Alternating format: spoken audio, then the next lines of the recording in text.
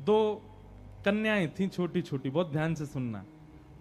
एक राजा की बेटी थी और एक ब्राह्मण की बेटी थी, दोनों सखा थी, आपस में मित्र थी। एक बार राजा के यहां पर एक संत का आगमन हुआ, तो संत शालिग्राम भगवान की सेवा कर रहे थे। वो दोनों कन्याएं बैठ करके देख रही थीं। दोनों के मन में भाव आया, इस संत जैसे सेवा करते हैं वैसी सेवा हमको भी मिल जाए। तो दोनों संत से कहने लगी, बाबा हमको भी सेवा दे दो, हमको भी ठाकुर जी दे दो। तो संत ने मन में विचार किया, छोटी छोटी कन्याएं, ये क्या जाने असली नकली क्या होता है। उन्होंने शालिग्राम जैसे दिखने वाले चिपटे 2 पत्थर लिए और दोनों कन्याओं को दे दिए। दोनों कन्याएं बड़ी प्रसन्न हो गईं, बोले वाह हमको ठाकुर जी मिल गए। दोनों ने गुरुजी से पूछा, गुरुजी इनका नाम क्या रखें? तो गुरुदेव ने कहा, तुमको जो प्रिय लगे वो नाम रखो इनका।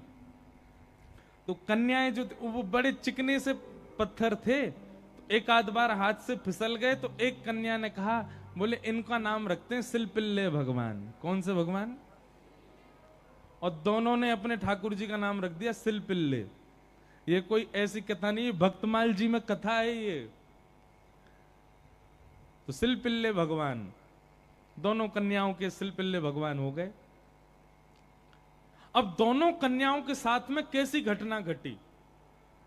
तो जो ब्राह्मण कन्या थी, जो थोड़ी बड़ी हो गई, सिलपिल्ले भगवान की सेवा करती थी, उसके 2 भाई थे, दोनों भाइयों में विवाद हो गया, दोनों भाई अलग अलग रहने लगे। एक दिन विवाद के कारण बड़े भाई ने छोटे भाई के घर में आकर के लूट मार करी, उसको मार पीटा और घर का सारा सामान हड़प के ले गया। उसी सामान में बहन के सिलपिल्ले भगवान भी ले गया।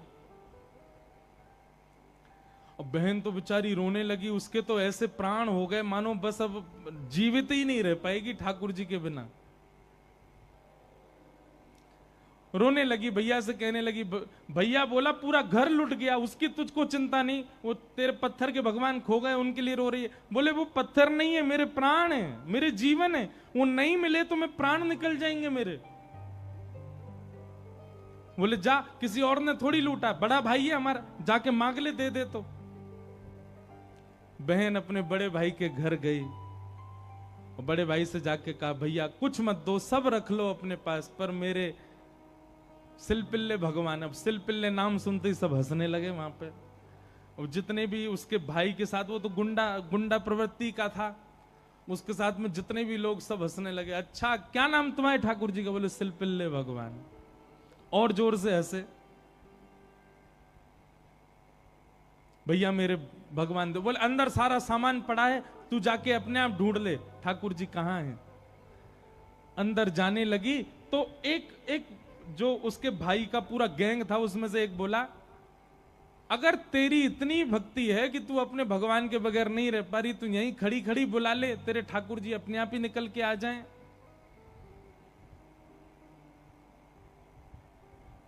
ये बात उसके प्रेम पर मानो प्रश्न चिन्ह लग गया। वह भी मन में सोचने लगी, मैं बचपन से सेवा कर रही हूं, सिलपिल्ले को कभी अपने हृदय से दूर नहीं करती, पर आज इसकी बात से मुझको ऐसा लग रहा है कि मैं तो प्रेम करती हूं, पर वो प्रेम करते हैं कि नहीं, आज उसका भी पता चल जाए। और बाहर खड़े खड़े करुण क्रंदन करते हुए, भाव निमग्न होते हुए, नेत्रों से अविरल अश्रुधार गिर रही है। हां नाथ, हां मेरे सिलपिल्ले नाथ, मेरे पास आ जाओ। दोनों भुजा उठा करके जैसे ही रुदन करने लगी, कक्ष में से वो सामान्य सा पत्थर जिसकी वर्षों से सेवा कर रही थी, वो अपने आप उछट करके आया और उस कन्या के हृदय से आकर के लग गया। बोलो सिलपिल्ले भगवान की। और महाराज ये देख करके भाई और उसका जो पूरा गैंग था, वो सब आश्चर्यचकित हो गए। परिणाम यह हुआ कि सब लोगों ने अपनी सब सामग्री जो उसके भाई की लूट ली थी, सब इकट्ठी करके दे आए। बोले भैया हम तो ऐसे ही समझते थे, पर आज वास्तव में हमने भक्ति का दर्शन किया। अब राजकन्या जो थी, उसके सिलपिल्ले भगवान, उनके साथ कैसी घटना घटी? कन्या का विवाह हुआ और जिस पुरुष के साथ में विवाह हुआ वो किसी भी रूप से भक्त नहीं था, ना वो भक्त था ना उसका परिवार भक्त था। कन्या ने विवाह के लिए मना तो किया पर माता पिता नहीं माने, विवाह कर दिया।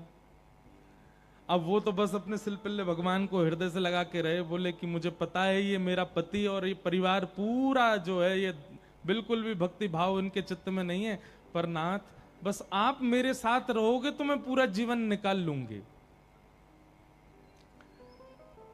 अब जिससे उसका ब्याह हुआ था वो तो काम क्रोध लोभ मोह सब था उसके अंदर, वो तो इसी कारण से विवाह कर रहा था, भोग वृत्ति थी उसकी। लेकिन कन्या के चित्त में ये भाव था कि भाई ये वैष्णव नहीं है, इसको तो मैं स्पर्श भी नहीं करने दूं अपना।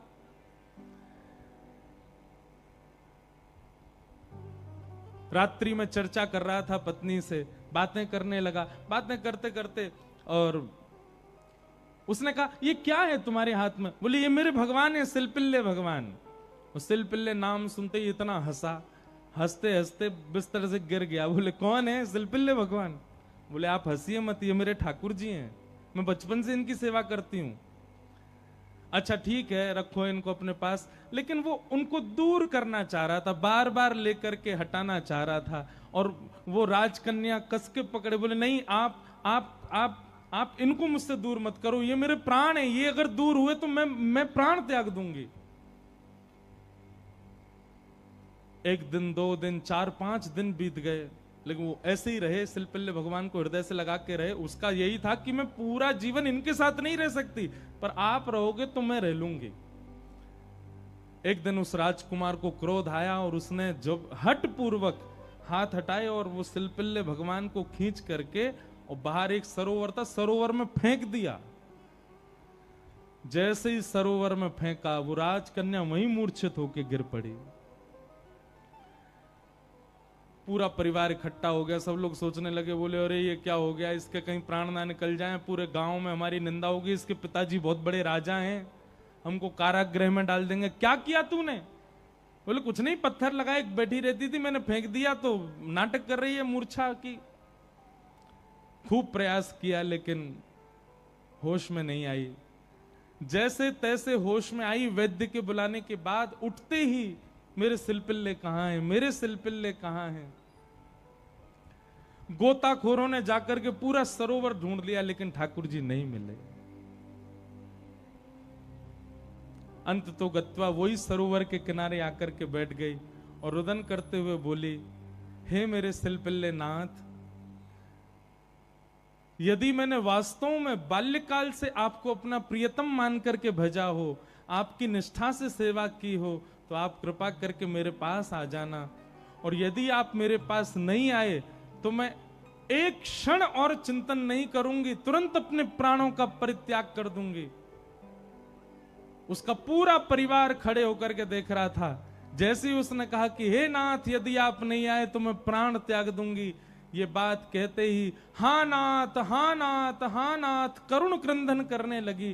तुरंत सरोवर में से अपने आप सिलपिल्ले भगवान निकल करके आए और उसकी छाती से आकर के लग गए। और ये दृश्य देख करके परिवार पूरा जो था वो तो नतमस्तक हो गया और उस कन्या को वापस उसके घर ही छोड़ आए। बोले भैया ये इतनी ऊंची श्रेणी नहीं है हमारी कि हम इसके साथ रहें, हमसे अपराध बनेगा यदि हम इनको अपने पास रखेंगे तो। ये तो हमारी कोई गुरु स्वरूपा है। प्रीति, अरे सामान्य से पत्थर को उन्होंने भगवान मान लिया और ठाकुर जी उसमें भाव। जरूरी नहीं है कि धातु प्रधान होता है, जरूरी नहीं है कि कोई वस्तु विशेष। ये बात आप बहुत ध्यान से सुनिएगा। कई लोग भेद मानते हैं, अपने लड्डू गोपाल को सामान्य समझते हैं, वृंदावन बिहारी लाल को विशेष समझते हैं। उनको लगता है मंदिर में जो बिहारी जी बैठे हैं ये विशेष हैं, हमारे संग जो डलिया में डोल रहे हैं ये इतने विशेष नहीं है। क्यों?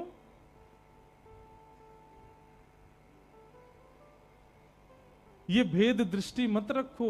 वो बिहारी जी जितने श्रेष्ठ हैं उतने ही श्रेष्ठ आपके ठाकुर जी हैं। ये विश्वास प्रगाढ़ रखो अपने ठाकुर जी के प्रति, ये भाव प्रगाढ़ रखो। तो भैया संसार में हर वो वस्तु चली जाएगी आपसे दूर जिसको आप स्नेह भरी दृष्टि से देख लोगे। इसलिए स्नेह भरी दृष्टि से देखना है तो केवल ठाकुर जी को, उनकी लीला को, उनके धाम को, उनके प्रसाद को और उनके जनों को ही देखो। और या फिर जिससे स्नेह हो रहा हो, चाहे वो पुत्र हो, पुत्री हो, माता हो, पिता हो, मित्र हो, यार हो, कोई भी हो, उसको भगवत भक्त बनाओ। क्योंकि भगवत भक्त बनने के बाद उससे स्नेह हो तो भी वो स्थिर तो रहेगा। आप वैष्णव हैं और वो संसारी है, तो कोई भी संबंध क्यों ना हो, स्थिर नहीं रहे।